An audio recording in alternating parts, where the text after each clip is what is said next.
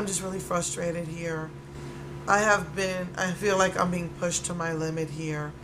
My daughter came from New York. She's supposed to help my brother.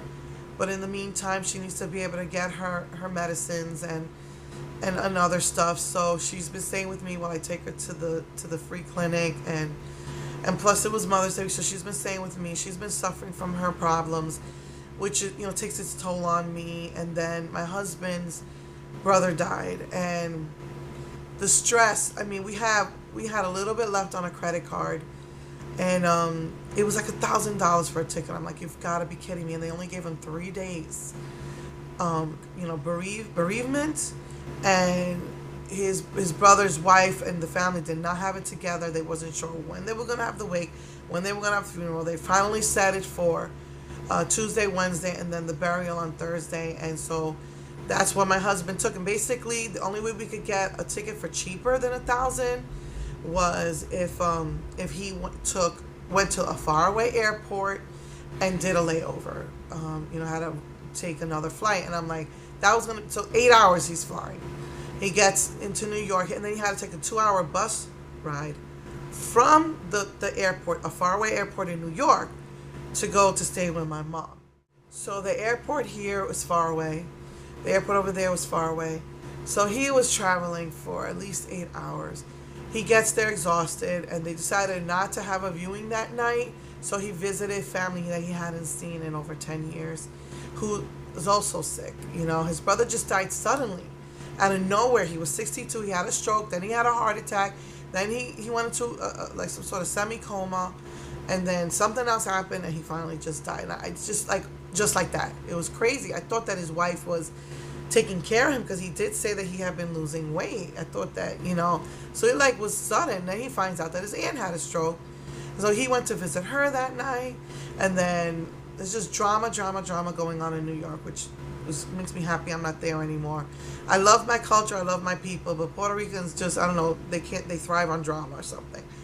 And so, some of the aunts weren't going to go to the funeral because they were mad at each other. All the sisters were mad at each other. So he was visiting them the next morning, because the wake was in the evening, and it's really taken an emotional toll on me, because quite honestly, the pastor or fake pastor who destroyed my family 20 years ago, the church was there, and I was mad at my brother-in-law and his wife for going back to that church after that man destroyed that family. Going back to the man who destroyed you and your family is a slap in the face to everybody in the family. So now my husband has to go to that church for the wake and see that man who never wanted to take responsibility for what he did. And the fact that my brother-in-law went there just told him it's okay that what you did was okay, and it's okay for you to treat people like that.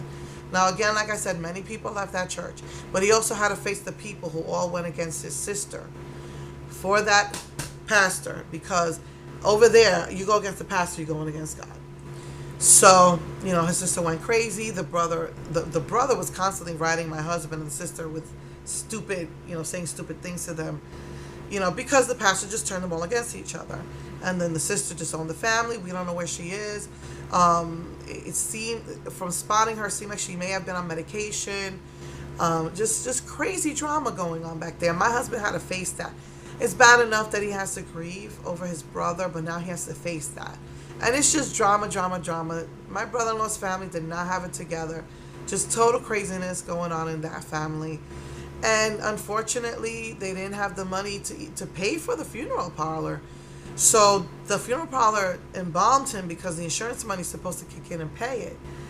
But it hadn't come in yet, and so they didn't even bury him yet. And so it's like, what did my husband... my husband went there, all the pastor said when he saw him, fake pastor, was, "Hi, how you doing? Did you see the plaque that we had for your mother?" All these years, he tried to contact us, and we tried to have a sit down, a closure, find out what really happened. Why did he turn, the family against each other? Never would he sit with us, and he just wanted to just say hi and hello and talk to us like nothing happened. And that's all he had to say. My husband told him a couple of times, if you want to make friends with us, which is really never going to happen, but the least you can do is bring us closure. He didn't want to do that, but that's all he had to say. So it was just total drama and chaos. And I've been going through my own emotional changes because of this, because I was so angry and I felt guilty. Because, I mean, I wrote about it on a note on Facebook and I didn't tag anyone, so nobody's seen it. And I feel like if the wrong people see it, it's just going to bring drama. But, the truth is, the guy was not really a nice, like, he could be nice, but he was very immature, very selfish. He was one of those guys that were raised where nothing he did went punished, and he couldn't, he didn't ever do no wrong in his mother's eyes, so he got away with all the bad things he did, and he was a bully, and he laughs about it, and, he didn't like me, and he called me a slut and said I came on to him. Craziness, and, it was just horrible. He accused me of the most horriblest things before we got married, and I never took it. I never, took it out on him or held it against him all those years. But when he went back to that church, that to me was really hurt, and it was a betrayal. And it was like, and I was like, you know what? It's just best I stay away from your family. I told my husband, and it was an unhealthy relationship between him and my husband. My husband never had a real father because his father was out of the picture when he was 5, died when he was 12. So his brother was like the only father figure. So could you imagine an abusive, egotistical man being your father figure? So it wasn't really a healthy relationship. And but it was the only father my husband ever knew. So I hurt for him. Nobody's ever seen him cry hysterically like that. I have once or twice, but my kids got scared when they saw him like that, and I felt, we got a ticket that was half price, and and I felt that he needed to be with the family to grieve, but honestly, from what he tells me, there really wasn't a grieving process because it was like the pastor and the family just didn't have it together. So he said it was like a little crazy, and plus his brothers and sisters weren't talking to each other, so but I felt it was good for him. He felt it was good for him. He felt it brought him some closure, and so he came home in peace. And so I was 3 days without him, 3 days dealing with my oldest daughter, and the stress of having to drive to that airport at night, and we were going in circles because his plane was delayed and they wouldn't let us park. And so they kept telling everybody to circle and circle and circle until the people started coming out of the plane. And so, that was very stressful at night in this faraway airport. But, he brought us some pork buns. Because here in Houston, they don't know what pork buns are. And so that was one of my cheats. I had 2 pork buns. And so that was nice, and he got to eat foods that we missed from New York and see all of his aunts and some of his cousins, and so I think it was good for him, and I'm glad, but at the same time I was going through my emotional changes because I had to look inside myself, because I never felt like I was unforgiving or held grudges. I just felt like, you did me wrong.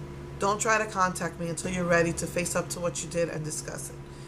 And so that never happened. So I always go through these guilty feelings. Like, am I feeling unforgiveness?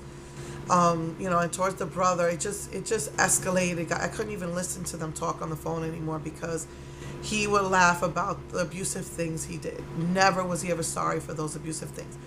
But I hear from people in the church that he helped everybody and loved to preach and blah, blah.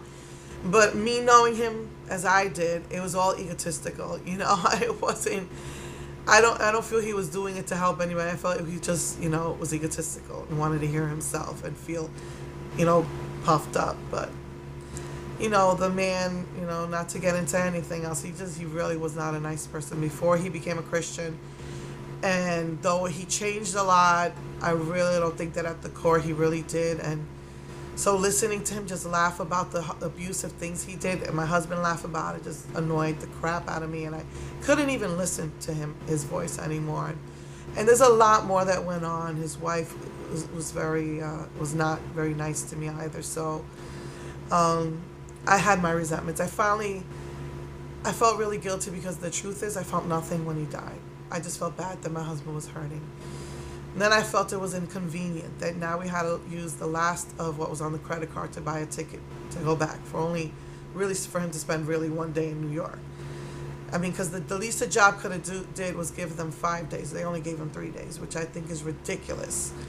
And so we're spending, over $500, and it would have been less than $500 if he would have left earlier. But because they had told him that the burial was at that time, he made the ticket for later, so it was a little over $500, and they didn't even have a burial.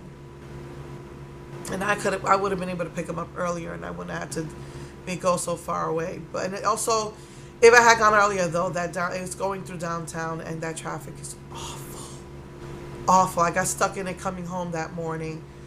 I'm telling you, I've just been under so much stress. Doctor's appointments for my one daughter, doctor's appointment for my other daughter, far away, airports, rush hour traffic downtown. It's just been horrible. Then dealing with these horrible allergies, and I just really had to look inside myself, and then I realized that I didn't feel unforgiveness, because I feel like unforgiveness is a malice. Unforgiveness eats away at you. The only time that it just irked me when it's hard, like people say, it's hard to forgive or get over something when the situation is in your face constantly. So every time he called, it's like a bug went under my skin. But I never wished him any ill will. I never wished him any malice. I just really felt that I wanted no part of that kind of a relationship. And so at first I thought it was in unforgiveness, because at first I felt nothing, then I felt inconvenience, and then I actually felt relieved. And that really made me feel guilty. I felt relieved that he was gone, because it's like this unhealthy relationship wasn't going to be there anymore. And my husband could finally let go of that, of New York and the negativity and the drama that's there. I mean, in his mind, oh, that's my father figure, and laugh about the bad things that he did. And again, it's a lot worse than what I'm telling you, the way this man was. But, it's gone. It's not there anymore. And I felt relieved. And then I felt guilty. And I had to look inside of myself, and I realized it was just resentment. I just feel a lot of resentment against him. And that's not unforgiveness. Again, I don't wish this man any malice, just like the pastor of the church. Again, feeling, my husband has to face him. And I told my husband, if you sit with him and start talking to him and laughing like nothing's wrong, you're going to you're betraying me. Because that man hurt this family deeply. What I went through after the horrible things that happened in church, directed at me and my husband's family, and then to other people, it really destroyed the family. And a lot of bad decisions were made that I had to deal with. So you're betraying me. But my husband's calling him a better Christian than me just was like, well, it's my brother's funeral. I don't want to be going through that. If he talks to me, I don't want to be mad and screaming. I said, no, you can be civil, but do not be his friend, and do not let him think that it's okay what he did. But like I said, the man just walked over to him and said, hi, have you seen the plaque we have for your mother on the podium? And the stupid thing is, the plaque had been there when all the crap hit the fan all those years back. That the sister went crazy, and the brother turned brother against sister. So, my husband left there with closure, because he saw a lot of things. He's like, nothing's changed. And, again, I don't wish him no malice. I mean, I feel that I don't believe in karma, but I believe in what goes around comes around. And he's got a divorce. His children don't speak to him, that pastor. So, the church was falling apart. Karma, sometimes when you see karma, it gives you a little bit of satisfaction to say, well, you see, the man did wrong, and, he's paying for his mistakes, although he still has to take responsibility for what he's done. But, I never wished him any malice, ever, I'm not subjecting myself nor allowing anyone to walk all over me. So, I've been going through my own emotional changes because of that. And,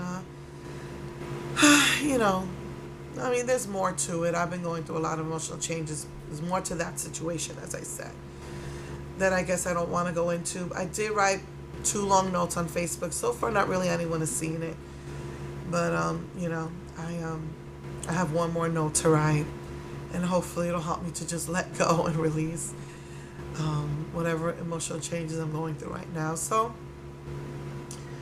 my husband's home. We're gonna have to deal with finances, deal with stuff that's going on over here. We might have to move again. They're selling this property.